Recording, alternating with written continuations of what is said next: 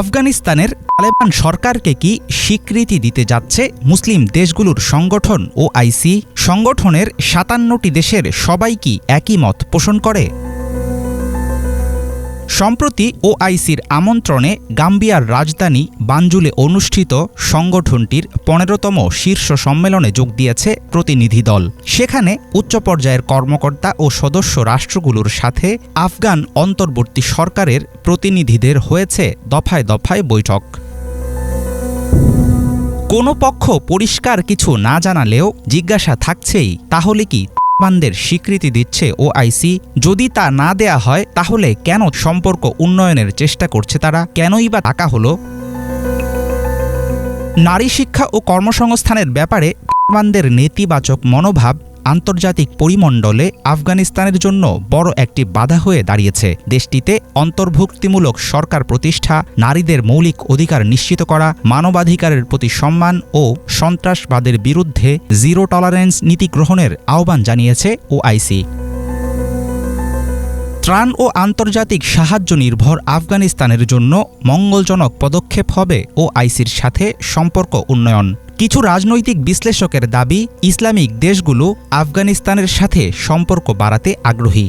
তবে ওআইসির গুরুত্ব দেয়া দাবিগুলোর প্রতি কাবুলের আরও মনোযোগী হওয়া দরকার। আফগানিস্তানের রাজনৈতিক, অর্থনৈতিক ও সামাজিক পরিমণ্ডলে টিকে থাকার ক্ষেত্রে ইসলামী দেশগুলোর গুরুত্বপূর্ণ ভূমিকা রয়েছে। ওআইসির দাবিগুলো সঠিক ও এগুলো আফগানিস্তানের জনগণেরও দাবি।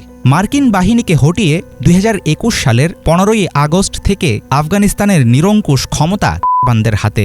দেশটির ভগ্নপ্রায় অর্থনীতি নিয়েই শুরু হয় শাসনের নতুন অধ্যায়। তবে ২০২৩ সালে প্রকাশিত এক প্রতিবেদনে দেশটির উন্নতির ইঙ্গিত দেয় বিশ্বব্যাংক।